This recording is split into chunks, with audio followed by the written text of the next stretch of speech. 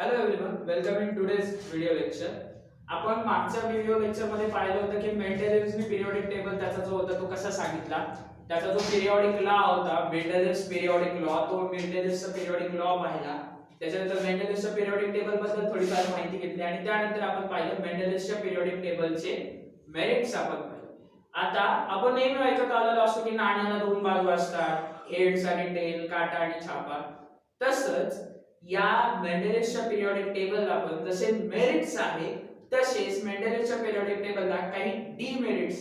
Demerits म्हणजे काय, तर डिमेरिट्स या शब्दाचा अर्थ होतो काहीतरी त्याच्यामधल्या ज्या तोटे असं म्हणता येईल. तोटे म्हणण्यापेक्षा त्याच्यामध्ये काही कमी आहेत, उणीवा आहे. काय त्याच्यामध्ये काही उणीवा आहे.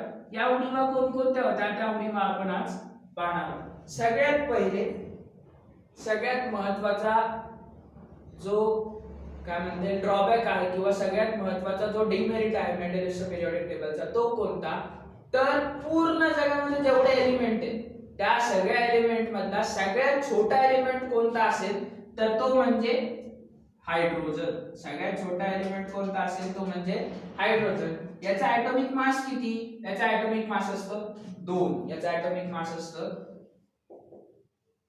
2 आणि या 2 ऍटॉमिक मास असणाऱ्या हायड्रोजनचं मूर्ती लहान तरी कीर्ती महान जसं आपण म्हणतो तसा हा हायड्रोजन या हायड्रोजनच्या प्रॉपर्टीज मध्ये फिजिकल आणि केमिकल प्रॉपर्टीज मध्ये इतकं व्हेरिएशन आहे, इतकी विविधता आहे की या हायड्रोजनला ठेवायचं कुठं याबद्दल मेंडेलिव्हजच्या पिरियॉडिक टेबल मध्ये आपल्याला काहीही माहिती नाही. म्हणजे हायड्रोजनची जी जागा आहे पिरियॉडिक टेबल मध्ये मेंडेलिव्हजच्या ते फिक्स आहे का, नाही. का फिक्स नाहीये हे आपण पाहू. हा जो हायड्रोजन आहे हा हायड्रोजन आपल्याला दोन प्रकारच्या वेगवेगळ्या प्रॉपर्टीज दाखवतो. पहिल्या प्रॉपर्टीज ज्या म्हणता येईल त्या हायड्रोजनच्या पहिल्या प्रॉपर्टी आहेत हॅलोजन सारख्या. कुणासारख्या, हॅलोजन सारख्या. आणि दुसऱ्या प्रॉपर्टीज आहेत अल्कली मेटल सारख्या. तुम्ही म्हणताल सर हॅलोजन काय असतं, हॅलोजन या शब्दाचा अर्थ होतो सॉल्ट फॉर्मिंग एलिमेंट. हॅलोजन म्हणजे काय, तर असे एलिमेंट जे सॉल्ट्स तयार करतात, मीठ तयार करतात. आपला table salt, common table salt खाण्याचं मीठ, त्याचा केमिकल फॉर्म्युला काय आहे NaCl. याच्यामध्ये हा जो Cl आहे या Cl ला म्हटलं जातं हॅलोजन. काय म्हटलं जातं, हॅलोजन. आणि हा जो Na इथे दिसतोय हा Na कोण, तर ह्या Na ला म्हटलं जातं अल्कली मेटल. काय म्हटलं जातं, अल्कली मेटल. तर आता आपण पाहू की हायड्रोजन हा हॅलोजनची पण प्रॉपर्टी दाखवतो, सोबतच हायड्रोजन हा अल्कली मेटल्सच्या प्रॉपर्टी पण दाखवतो. कशा ते पाहू. क्लोरीन फॉर एक्झाम्पल आपण हॅलोजन मध्ये घेऊ. क्लोरीन काय आहे मुलांनो, क्लोरीन हा एक गॅस आहे. क्लोरीन काय आहे, गॅस. लिहिताना कधी पण क्लोरीन आपण Cl असा लिहिलेला आहे का, नाही. Cl कधी पण लिहिताना आपण Cl2 लिहितो. काय लिहितो, Cl2. तसंच हायड्रोजनच्या बाबतीत बघा, हायड्रोजन काय आहे, एक गॅस आहे. हायड्रोजन काय आहे, गॅस. आणि सोबतच हायड्रोजन पण आपण लिहिताना कधीही कसा लिहितो, H2O. कसा लिहितो, H2O. आलं लक्षात. म्हणजे हायड्रोजनच्या प्रॉपर्टीज आणि क्लोरीनच्या म्हणजे हॅलोजनच्या प्रॉपर्टीज कशा आहेत, सेम. आता राहिला प्रश्न, आपण असं म्हणतो की हायड्रोजन हा अल्कली मेटल सोबत पण सारखाच असतो. ते कसं ते पाहूया. अल्कली मेटलचं उदाहरण NaCl, सोडियम क्लोराइड मधला Na. आता हा NaCl मध्ये बघा Na किती वेळेस आहे, एक वेळेस. Na किती वेळेस आहे, एक वेळेस. ज्या वेळेस सोडियम क्लोरीन सोबत रिएक्ट होतो त्यावेळेस आपल्याला भेटतं NaCl. Similarly when hydrogen gets react with the chlorine atom we get HCl. आता या दोन फॉर्म्युल्याकडे पाहिल्यावर तुम्हाला असं लक्षात येईल इथे सोडियमची जागा कुणी घेतली, फक्त हायड्रोजनची. याचाच अर्थ सोडियमच्या केमिकल प्रॉपर्टीज आणि हायड्रोजनच्या केमिकल प्रॉपर्टीज ह्या सारख्या आहेत. कशा आहेत, सारख्या. म्हणजे या हायड्रोजनला मग कुठे ठेवायचं, क्लोरीनच्या ग्रुपमध्ये टाकायचं, हॅलोजन मध्ये सोबत ठेवायचं का अल्कली मेटल सोबत ठेवायचं, लिहिता येईल का, नाही. तर हा आहे मेंडेलिव्हजच्या पिरियॉडिक टेबलचा पहिला डिमेरिट, तो म्हणजे पोझिशन कशाची पोझिशन आहे, हायड्रोजनची पोझिशन. कशाची पोझिशन, हायड्रोजनची पोझिशन इथे फिक्स नाहीये. हा झाला पहिला डिमेरिट. दुसरा डिमेरिट पाहूयात आपण. दुसरा डिमेरिट काय, लक्षात घ्या आपण पाहिलं होतं निकेल आणि कोबाल्ट हे दोन असे एलिमेंट आहेत ज्यांचं ॲटॉमिक मास कसे सारखं.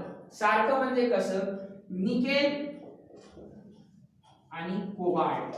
निकेल आणि कोबाल्ट. निकेलचा ज्यावेळेस तुम्ही ॲटॉमिक मास पाहता, निकेलचा ॲटॉमिक मास असतं 50.1.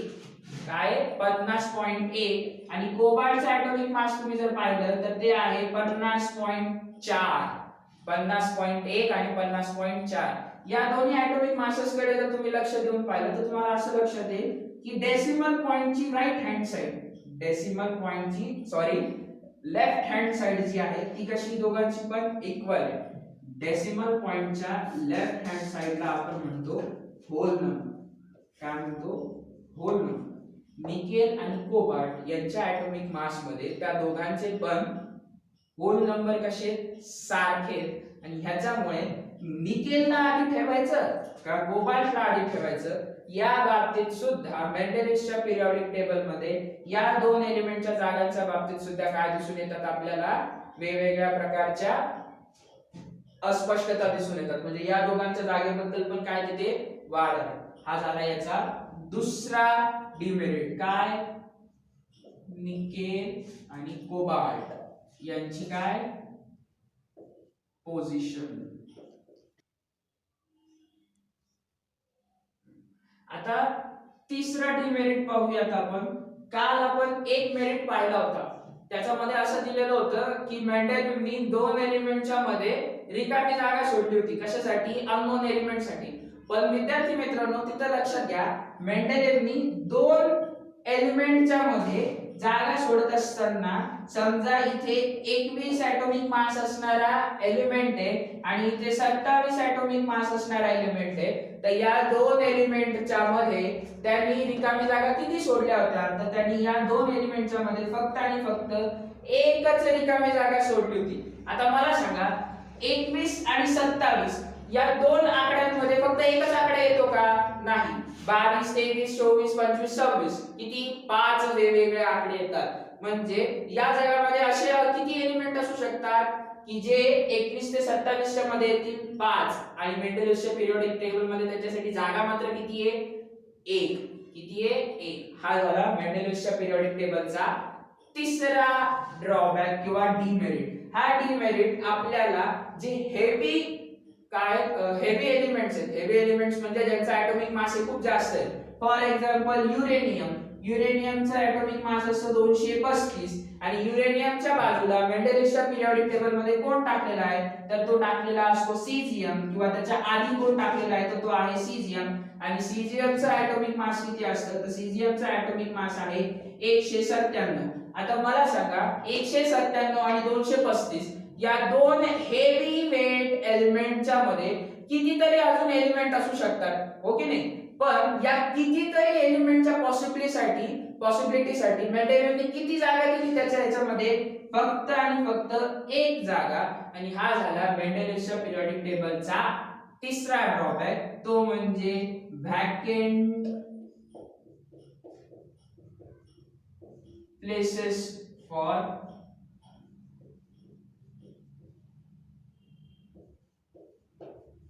Unknown elements.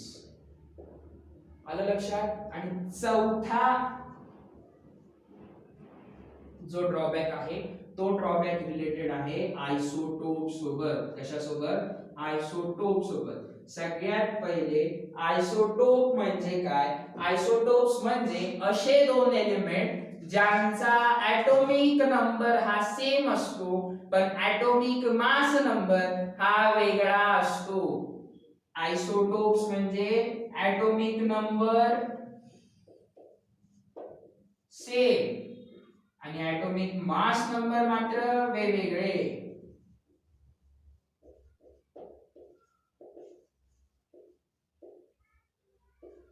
Atomic mass number वेगवेगळे. आता याच्यामुळे होतं काय आयसोटोप्स दोन आयसोटोप्स आहेत समजा हायड्रोजनचे किती आयसोटोप्स असतात तीन hydrogen deuterium tritium hydrogen deuterium tritium हे हायड्रोजनचे तीन प्रकारचे वेगवेगळे आयसोटोप्स आहेत आता हे तीन आयसोटोप ज्यावेळेस तुम्ही एकमेकांसोबत काय करता कंपेअर करता त्यावेळेस होतं काय या तिघांच्या फिजिकल प्रॉपर्टी काय होतात वेगवेगळ्या फिजिकल प्रॉपर्टी काय असतात वेगळ्या पण केमिकल प्रॉपर्टीज मात्र कशा असतात सेम फिजिकल प्रॉपर्टी कशा डिफरंट आणि केमिकल प्रॉपर्टीज मात्र कशा सेम याच्यामुळे होतं काय यांचा ॲटॉमिक नंबर आणि फिजिकल आणि केमिकल प्रॉपर्टी दोन्ही एलिमेंटच्या सारख्या असल्यामुळे आयसोटोप्सला दोन वेगवेगळ्या आयसोटोप्सला ठेवायचं एकाच बॉक्समध्ये एका वेगवेगळ्या बॉक्समध्ये हा इथे एक प्रश्न तयार झाला आणि आयसोटोप्सची पोझिशन नेमकी द्यायची कशी हा प्रश्न मेंडेलिव्हच्या पिरियॉडिक टेबल मध्ये या प्रश्नाचं आपल्याला उत्तर भेटत नाही म्हणून हा झाला मेंडेलिव्हच्या पिरियॉडिक टेबलचा चौथा ड्रॉबॅक जो कशाबद्दल आहे आयसोटोप्स बद्दल आलं लक्षात पहिला ड्रॉबॅक होता हायड्रोजनच्या पोझिशन बद्दल का बरं तर हायड्रोजन हा दोन वेगवेगळ्या ग्रुप्सच्या प्रॉपर्टीज आपल्याला दाखवतो हॅलोजन आणि अल्कली मेटल म्हणजे त्याला ठेवायचं कुठे हा प्रॉब्लेम सॉल्व्ह झाला नव्हता हा पहिला दुसरा निकेल आणि कोबाल्ट याच्यासारखे जे एलिमेंट आहेत त्यांचा ॲटॉमिक मास मध्ये काय होतं क्लॅरिफिकेशन नव्हतं त्यामुळे त्यांच्या पोझिशन बद्दल इथे क्लॅरिटी होती का नाही हा झाला दुसरा ड्रॉबॅक तिसरा ड्रॉबॅक दोन एलिमेंटच्या मध्ये कितीतरी अननोन एलिमेंट असू शकतात पण ही शक्यता मेंडेलिव्हनी लक्षात घेतली नाही आणि दोन एलिमेंटच्या मध्ये त्यांनी फक्त आणि फक्त अननोन एलिमेंट साठी एकच जागा सोडली जे की मेंडेलिव्हच्या पिरियॉडिक टेबलचा तिसरा ड्रॉबॅक आहे आणि चौथा ड्रॉबॅक म्हणजे काय तर मेंडेलिव्हच्या पिरियॉडिक टेबलचा चौथा ड्रॉबॅक म्हणजे आयसोटोप्सची जागा त्यांच्या मेंडेलिव्हच्या पिरियॉडिक टेबल मध्ये फिक्स नाही आलं लक्षात तर हे आहेत मेंडेलिव्हच्या पिरियॉडिक टेबलचे ड्रॉबॅक आता मला सांगा जर मेंडेलिव्हच्या पिरियॉडिक टेबल मध्ये हे चार वेगवेगळे डिमेरिट्स आहेत म्हणजे त्याच्यात हायड्रोजनची जागा फिक्स नाही निकेल कोबाल्टची जागा फिक्स नाही दोन एलिमेंटच्या मध्ये किती एलिमेंट असू शकतात ते तुम्हाला माहिती नाही आयसोटोप सारख्या एलिमेंट्सला कुठे ठेवायचं ते पण माहिती नाही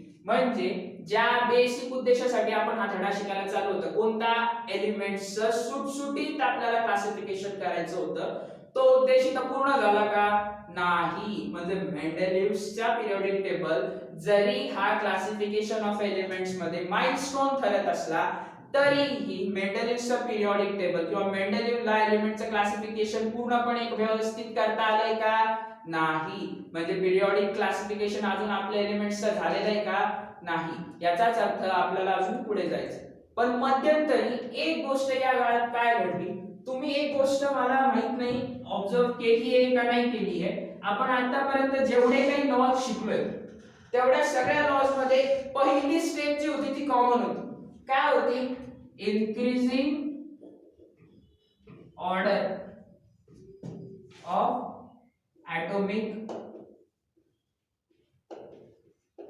mass number increasing order of atomic mass number इथे कुठे तुम्हाला atomic number बद्दल आपण बोलताना आठवतंय का नाही तिन्ही लॉ मध्ये डोबेरानियसचा ट्रायड न्यूलँडचा ऑक्टेव आणि सोबतच मेंडेलिव्हचा पिरियॉडिक लॉ या तिन्ही लॉ मध्ये आपण सगळ्यात पहिली स्टेप कोणती घेतली होती increasing order of atomic mass number इथे कुठेही ॲटॉमिक नंबर वापरलेला नव्हता आणि हा तो प्रॉब्लेम आहे ज्याच्यामुळे मेंडेलिव्हच्या पिरियॉडिक टेबल मध्ये एक नाही दोन नाही तर तब्बल चार डिमेरिट तयार झाले होते म्हणजे जर मेंडेलिव्हच्या पिरियॉडिक टेबल मध्ये डिमेरिट तुम्हाला उडवायचे असले तर तुम्हाला काय पहिले क्लिअर करावं लागेल काय करेक्ट करावं लागेल तुम्हाला हा पहिला जो स्टेप आहे ती करेक्ट करावी लागेल मग ही स्टेप करेक्ट कशी केली तर यामध्ये शास्त्रज्ञांची चूक होती का नाही का नव्हती कारण की मेंडेलिव्ह पर्यंतचे जे सायंटिस्ट होते त्या काळापर्यंत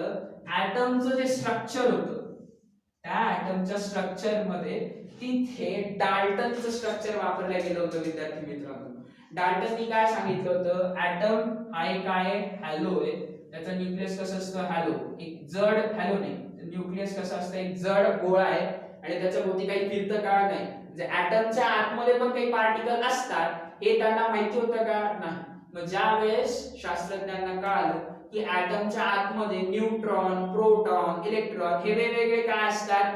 पार्टिकल्स असतात. त्यावेळेस त्यांना असं लक्षात आलं की ऍटमची ऍटॉमिक मास नंबर ही फंडामेंटल प्रॉपर्टी नसून ऍटमची फंडामेंटल प्रॉपर्टी काय आहे? Atomic number. आणि ज्या वेळेस हा शोध लागला त्यावेळेस एलिमेंटचं पिरियॉडिक क्लासिफिकेशन करण्याला मदत झाली. आणि आता आपण सध्याच्या काळात जो पिरियॉडिक टेबल वापरतो तो पिरियॉडिक टेबल कशावर अवलंबून आहे? तर तो पिरियॉडिक टेबल अवलंबून आहे मॉडर्न पिरियॉडिक लॉवर, जो की शोधला होता हेनरी मोसले या सायंटिस्टने. तर पुढच्या लेक्चर मध्ये आपण पाहणार आहोत modern periodic law, periodic table आणि पिरियॉडिक टेबलच्या प्रॉपर्टीज. आजचं लेक्चर आपण इथेच थांबणार आहोत. सगळ्यांना घरचा अभ्यास करून मेंडेलिव्हच्या पिरियॉडिक टेबलचे मेरिट्स आणि डिमेरिट्स वहीत लिहून ते व्यवस्थित समजून त्याच्याबद्दलच्या नोट्स काढून ते आपल्या व्हॉट्सअप ग्रुपवर टाकायचे आहेत. Today we will stop here. In next lecture we will see further information. Thank you all.